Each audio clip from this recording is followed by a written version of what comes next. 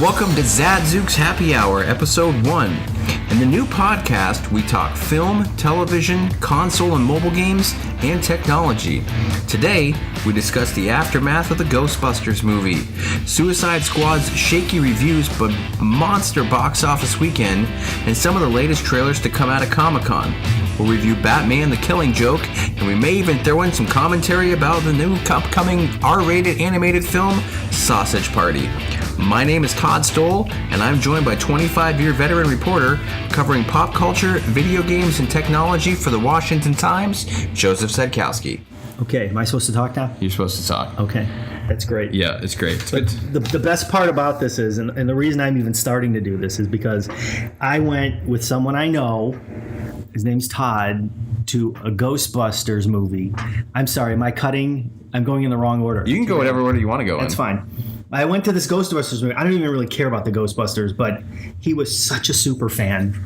And I had to see the look on his face when I sat next to him, watch the movie. And I got to say, he kind of like, the blood drained from his face pretty quickly in the movie, right at the start. And I'd love to know what he thought about it. Well, I like the cast. I actually thought the cast had a lot of chemistry. I don't know what you thought, but... You got to be kidding. I thought that their on-screen presence together was fine. Right. But the writing for them was not so great. Specifically? Well, I think Kate McKinnon's character, unfortunately, had a lot of potential and just fell flat for me. So, like I had read an article in, I think, about Atlantic or something, and supposedly that character was written based on Harpo Marx. You have any context to that? Really? Yeah. Do you understand that now? Really? Did you notice she was always smiling and kind of grunting, even though Harpo never grunted, but she was always smiling a little bit and had that wry smile, like she knew everything. Yeah. Like Harpo? Yeah, okay. All right. At no point did she lift her leg and put it in someone's hand like they usually do. But yeah. Does that work better for you now? Doesn't work for me at all. It doesn't work for me. I mean... There was definitely a point, and spoiler alert for anyone who hasn't seen it and really wants to. No one's going to go see it now. Where the logo pops up because they decide that that's who they're going to fight, and it's the cartoon logo from the real Ghostbusters. And when it turned into this weird Mickey Mouse animation inside a movie, I literally had this feeling of, I need to get up and leave now. This does not fall in line with the Ghostbusters franchise at all in the way that they did it. There wasn't really no animation. It was meant to be kind of these like puppety looking ghosts that were either, messing with people or just looked terrifying. And in this case, it was an animation that turned into the bad guy. And it was just really odd. I don't really the whole Slimer thing. I don't really care that much about. The female Slimer was whatever. It was fine. It just didn't really follow the mold of the traditional Ghostbusters movies. If it was an attempt to be a remake, it wasn't really a remake. It was an attempt to do something completely different. Reimagining? I hate that word. I don't even know if you would say that, but it just, I don't know. I think, I thought a lot about it afterwards, which is sad that I thought a lot about it afterwards, but I will say that what really... I think bummed me the most was that the original two movies, there was sort of they were there to help someone, and in this movie they weren't. I mean, I guess you could say they were helping Chris Hemsworth to a certain extent, but there just wasn't that dynamic of kind of teaming up together to help someone. It was sort of, hey, let's try to screw around with these new gadgets and see what happens. I don't know how you put four women on screen that are that funny and have that few laughs over the course. I don't think I laughed at all. Maybe at Hemsworth once or twice. I'll go back to Kate McKinnon. Very funny woman. Always. What happened? They gave her no dialogue, right? No, it was just bad writing, I think. I think if it had been a different script or a modified script, and who knows? I mean, they are close enough to maybe making budget. So, the studio might determine they want to make a second movie. Maybe the second movie they'll kind of have their legs. I think it was overly hyped. There was a lot of bad press about it. It was a fine blockbuster movie in the sense of, it certainly drew an audience, but I think it had a lot of problems with it. And I think the edit also maybe wasn't that great. I've also heard there's maybe like a 30 or 40 minute longer DVD edition, Really? which I guess Paul Feig is known to do. And I wonder if that really adds in the elements that maybe were cut and just didn't make it as funny. It just wasn't...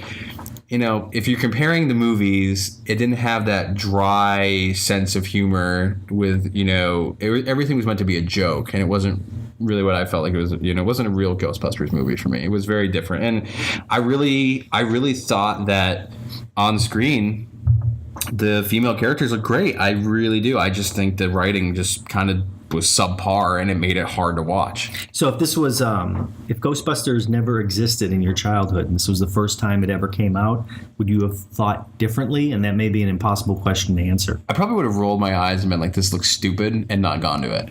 You would have, was it really a kiddie movie? Almost.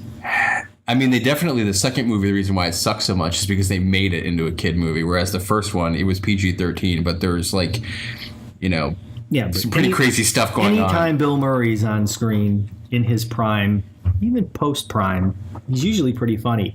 Once again, though, they managed to mess that up, didn't they? Well, and Honest Trailers did a pretty good Ghostbusters 2, where they're talking about how 2 is the same as 1, with the exception of the second one sucks, and it's kind of true. Right. Was this one better than Ghostbusters 2? Probably. I mean, Ghostbusters 2 was pretty rough. I mean, it was not a good movie at all. Right. The cameos I could have done without, honestly. I just feel like if these guys showed up to do a cameo, why didn't they just play their own characters for 5 minutes, hand it over, and walk off? And Couldn't there have been... Didn't you tell me about some different script possibilities that could have tied the old to the new? I mean, there's somebody that wrote a script that was really interesting where they did sort of hand it off, but it was really more of like a full-blown franchise of multiple people in multiple cities. Like the one Ghostbuster was stuck in the firehouse just because they were babysitting tending the ghost trap. Yeah, it was they were tending the containment unit. Right. And that I think that's way over people's heads. I actually think if they had remade the video game that they came out with in 2009, that would have been a fantastic movie. I mean, that game was great. Right. It was a good script, too. That's right. And that had the voices. Had all the voices, had everyone. And I don't really understand the whole why they didn't put them in it. I think it would have been a very easy... It would have appeased the original fans and sort of handed it off. And at that point made it a little bit easier. And I'm not sure why they didn't take that direction, because they sort of tried to lift everything else, like the firehouse and, the car to a certain extent, and the proton packs and everything. So why they didn't do that. But I mean, Bill Murray did get what he wanted out of it, which he always said if he was ever in another Ghostbusters movie, he wanted to be killed off and turned into a ghost. And again, spoiler alert, he gets thrown out of a window in a Chinese food. That's their headquarters. And he's playing more of a James Randi character. Yeah, he's like a paranormal debunker. Right. Essentially, he claims they're frauds.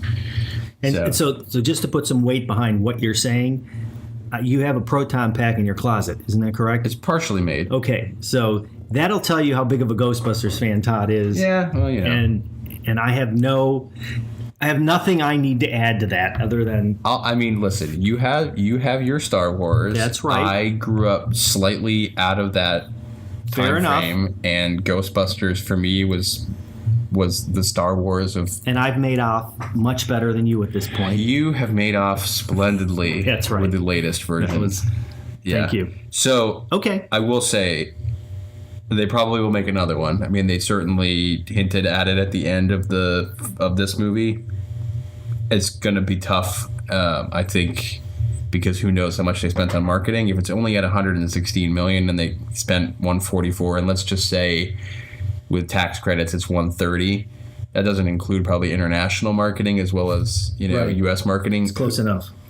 Who knows where it's going to hit at? I mean, they're trying to build a franchise out of this. Aykroyd and Ivan Reitman built an entire company within Sony to do this. And I know there's a cartoon coming out, and I would assume that they're going to continue to push it. But there's also another script with Chris Pratt and Channing Tatum apparently attached that's been going around. But I will say, if they were to do another one, I would love to see Bill Hader in it. I think he could be a very good scientist. And I think... Anna Kendrick would also be very good in that role. as well. Sure. I think I think you mix the cast up a little bit, do a 50-50 split, or they're a separate franchise. They're in Boston or they're in LA or something, and they merge with the group that's in New York, and that could be very interesting. Okay. We'll see. So let's try and squeeze one more segment in before we take a break. All right. I know you good. want to talk Suicide Squad, even though neither of us have actually seen the movie, which is going to make it very difficult to talk about, other than the fact that I've seen every freaking promo and trailer, and my kid, who was incredibly disappointed over it, told me more than I needed to know. So why is it that it had such a poor review base? And I know there's this whole thing about shutting down Rotten Tomatoes because it has a 23% tomato rating, and everyone says that it's rigged and it's Right. Their algorithm is junk. Why is it that movie did so poorly for the ratings, but yet was such a monster opening with 135 million? So, of course, critics, as we know, nobody cares what critics think. That's the bottom line. If you can get enough word of mouth and you get into the theater and you can just get that opening weekend sewn up and clamped down, it just takes off. You know what I mean? It's mixing the pot. Yeah. You get enough people in to see it once, and you get a little bit of word of mouth, and people... I mean, what do you think the drop-off will be next week? 50, 60? Well, I mean... What did Star Trek do? Star Trek was almost 60% drop off. So you got to anticipate that's going to happen, right? I mean, Star Trek made $60 million in their first week, and now... And how much did Suicide Squad make? Double that, right? 135 more. Right. And this is a film, I don't think I'm blowing any spoilers here. The Joker is not a central figure in this film. He's only in it in like the first half, right? If even that. Batman makes a guest appearance, and basically it's kind of the Harley Quinn show, at least from a point of people wanting to see her. Right. And people like Will Smith. Sure. But I've heard that there's this sort of running meme going on the internet that Jai Courtney kind of ruined it, just like every other movie he's been in, which is kind of funny because he was in Terminator, didn't do very well. He was in the last Die Hard movie, which kind of everybody universally hated, even though it made a bunch of money because it's Die Hard. So they claim that it's got the Jai Courtney factor as to why everyone hates it. But I mean, I don't know. The audience ratings say 73% liked it. So I mean, it's obviously got to be enough of a fun ride. I mean, it's a summer movie. Sometimes these movies don't have to have depth and don't need to be like these monster hits to be fun. No, I mean, Independence Day when it came out was not critically accepted. You're not talking about the second one, right? You're talking about the first one. Because the second one wasn't accepted by anyone. I understand. Right. And it became this monster hit, cult classic hit, and it still continues to this day. Enough that they had to make one this year. And I mean, didn't work. It's clearly going to make enough to make budget. So whether or not there's a sequel to Suicide Squad or whether they take these characters and morph just them roll them into something else. It'll be in the DC universe. There's little chance that they're just going to forget about Harley Quinn. I mean, the actress made a huge impact in that role. Well, I mean, even look at Jason Bourne. I mean, It's already made $103 million, and that was also critically panned for being terrible and being the worst of the franchise. So clearly, most people don't really care. I mean, I will say that if I go to rent something on iTunes or online, I might check Rotten Tomatoes and then also check the audience score to see whether or not it's worth renting, because if it's pretty poor at that point, you at least have the audience chiming in. But I don't know, some people who review films for a living typically just are kind of pissy about it in general, and they hate comic book movies, or they hate these sort of like franchises. Do you think it was a mistake not to make it R? Oh yeah, I mean, that would have been way more fun. Didn't you figure it was going to be R based on watching the trailers on how much I would grizzled characters and violence was happening on screen at the point? They should have taken a page from Deadpool, and that movie was great, and it needed to be an R. And it could have used the same type of humor. There's no question, right? Well, all these characters. You'll never get Ryan Reynolds humor, but it should have been an R. And I think DC, because they're a little bit behind compared to Marvel, I think they're playing it safe and they're trying to go after the mass audience. But I don't think it would have been a problem here either to do an R. They still would bring kids to it. They would just be accompanied by their parents, and it would be more racy and, probably a little bit more crazy, which is kind of what we needed. 2 films critically destroyed in a row, right? Yeah. Batman v Superman and this one. Yep. What's next? Do you know if there's another one coming out soon? What's next? I mean, I know that Justice League. Justice League is coming, but I mean, let's talk about it. Let's talk about Sausage Party. I mean, that's all right. I have absolutely no context on that, so go ahead. I don't think I even want to say that word, those words together. I heard it was really close to NC-17 because of the language.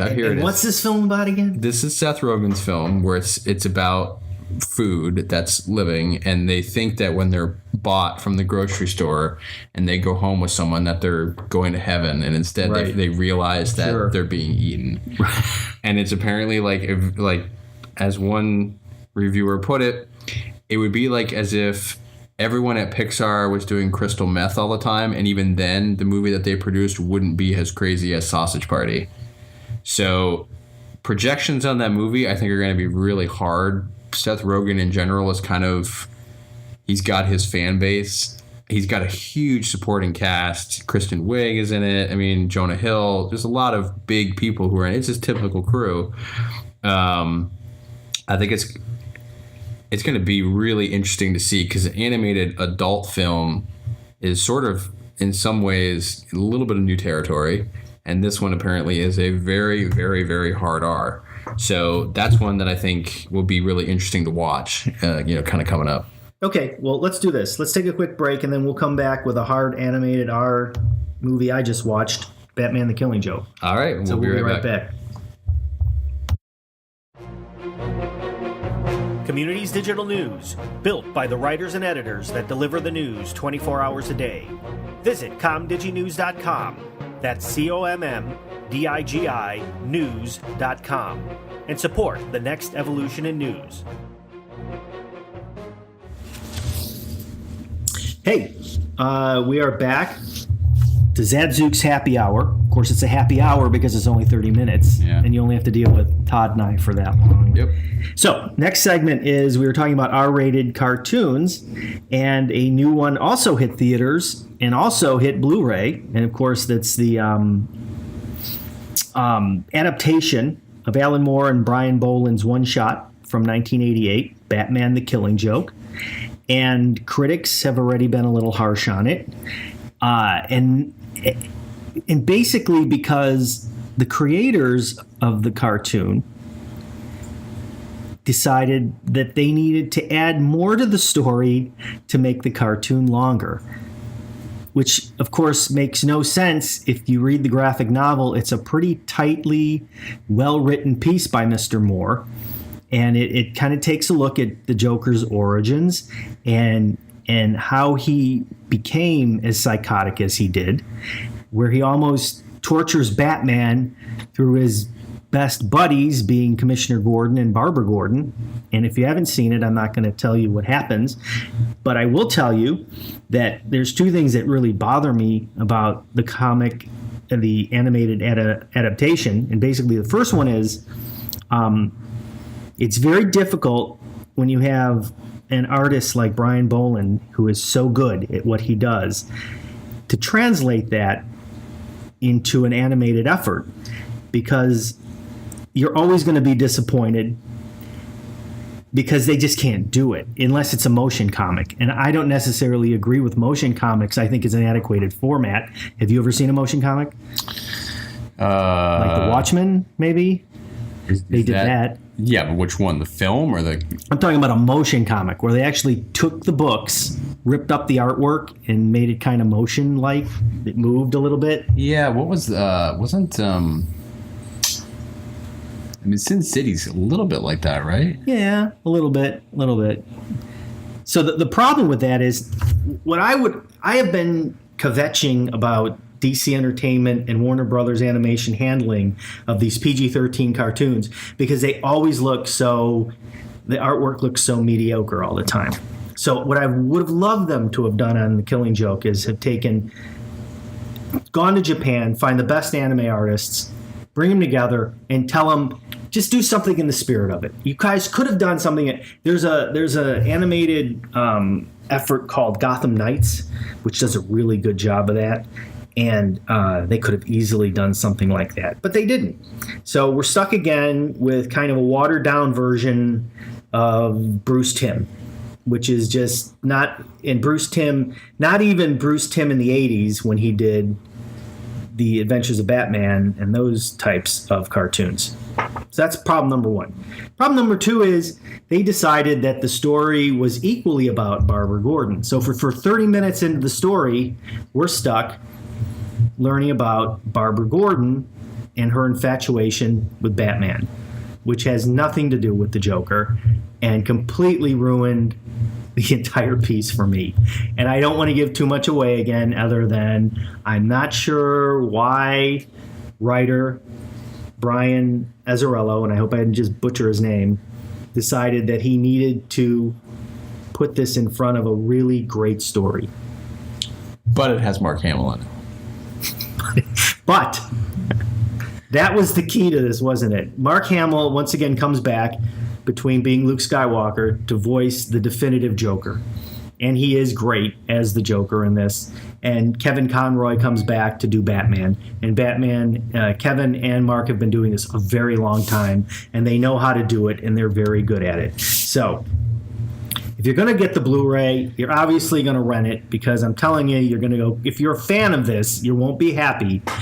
You will enjoy the extras. The extras have a couple of bonus cartoons from the archive, which is really great. The DC Comics archive. Specifically, we're going to take a look back at an episode from Batman the Animated Series and the new Batman Adventures. We got one called Christmas with the Joker, which is absolutely awesome. Mark Hamill is the Joker in it. And Old Wounds, which is also a very good episode. It kind of explains how Nightwing soured on his teaming up with Batman, pretty much due to Batgirl. So there's a nice tie-in with actually the main feature of the evening, so it's kind of fun there. Now, with that out of the way, let's move on to Comic-Con, and obviously the big news at Comic-Con were there are always some great trailers. Yeah, I was pretty excited to see some of them out there. I thought Wonder Woman looked really good. Now, you can certainly chime in, because I have not seen Superman versus Batman based upon a lot of recommendations. But let's go back to Wonder Woman. You're a big fan of the Star Trek reboot franchise. Was it kind of disconcerting to see Chris Pine? Well, yeah. I mean, the first reaction is, oh, hey, it's Captain Kirk. But then again... Doesn't that, confuse you? I mean, it confuses me when they change Batmans every 3 years. Yeah, but then again, I saw him in... he played Jack Ryan in... I don't remember. Was that the name of the movie? Was it Jack Ryan? All right. So then, yeah. Well, at any rate, I was like, oh, hey, look, it's Captain Kirk playing Jack Ryan. But then again, I mean, he just doesn't have a lot of... And he's Steve Rogers here, right? Yeah, I guess. So he's going to be in this for a while. Yeah. If it's a popular movie. Unless they do something odd like kill him off. But you just don't know. Yeah, I mean, you always get that with any film. I mean, I think once an actor has a lot under their belt in terms of bigger name films, like Harrison Ford, obviously you can kind of get past. He's done enough big, did big I films. can deal with him as Han Solo and Indiana Jones. And he can be the president of the United States, telling people to get off his plane. I mean, sure, yeah. I think the movie looks really good, actually. I think it's got a lot of potential. I think it's new territory, having a female lead in a comic book movie, a true very well funded comic book movie, and I think this has a lot of potential to do really well at the box office. Yep.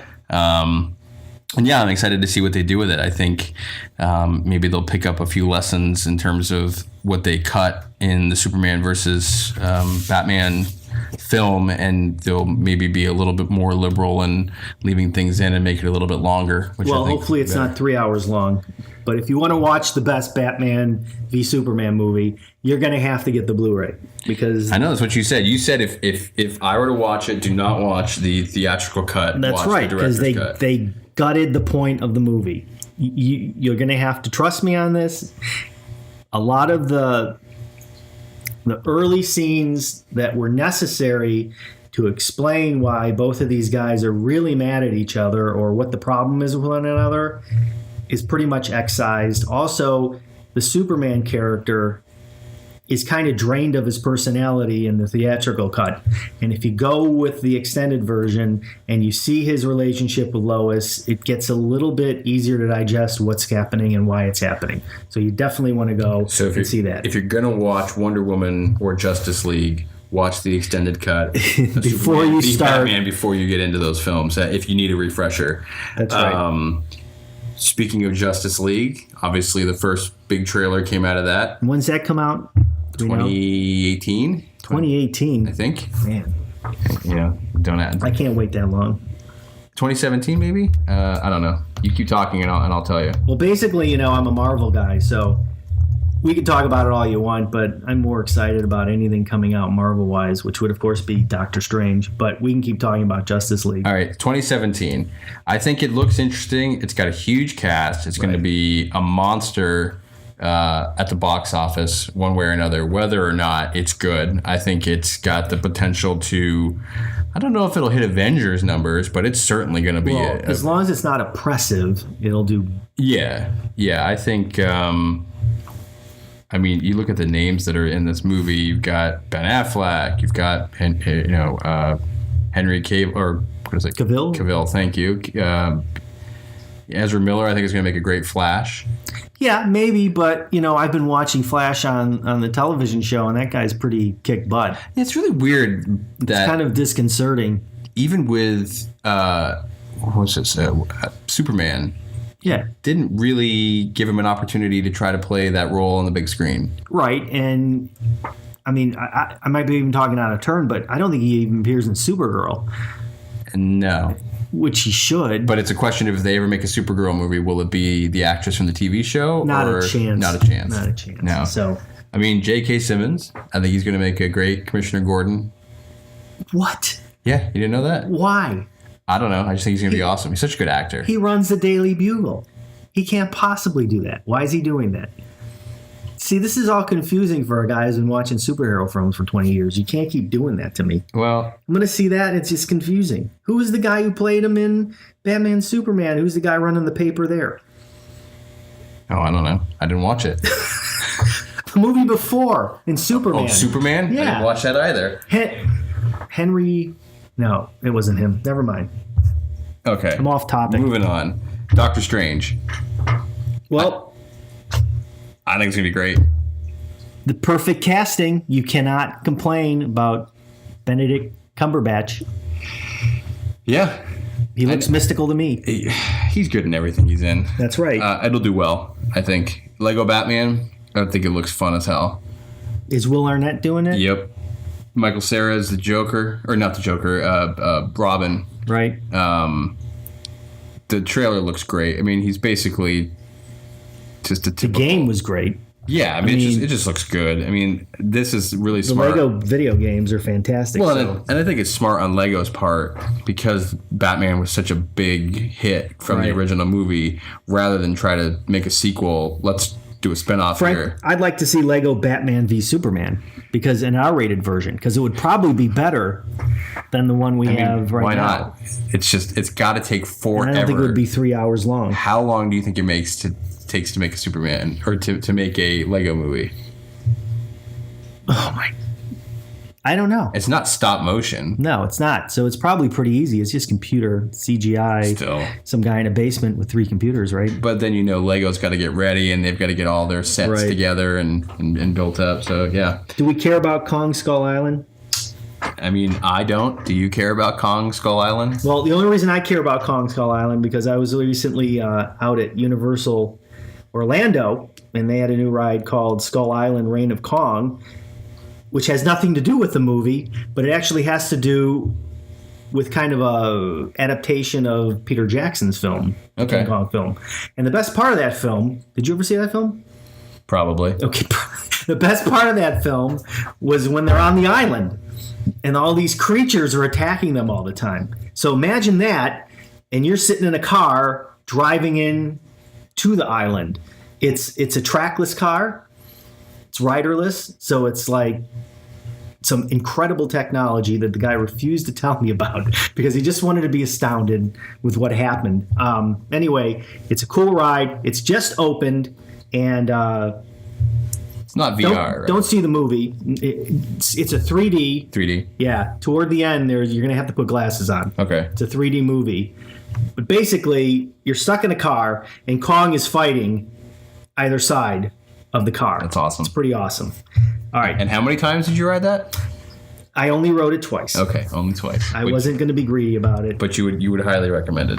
Well, if you're down there, I would recommend it. I would drive all the way down there just to do that. Well, I mean, sure. Okay. So, you want to take another break? Let's and then take we'll a break. close this sucker up? Yeah, sounds good. Be right back. Communities Digital News, built by the writers and editors that deliver the news 24 hours a day. Visit comdiginews.com. That's COMMDIGI news.com. And support the next evolution in news. All right, let's close it out here. Next week, we've got some reviews coming in. Batman Realm of Shadows, the video game. We'll be talking about the Angry Birds DVD, Supergirl Season 1 on Blu-ray, and you might even have some interesting stuff coming out Something of Star Trek. Star Trek. Maybe. So we appreciate you taking the time to listen. You can find me at WashingtonTimes.com/Zadzooks. You can find Todd in his basement, Always in my basement. looking at his wall and watching his ectomobile light up. I'll be caressing my original Ghostbusters action Trying figures. to complete your proto-pack. Rocking back and forth, just pretending that movie didn't happen. Excellent. And you've been listening to the Zadzooks Happy Hour. Now we need to find a polka to end this. Something relatively close. Not a polka.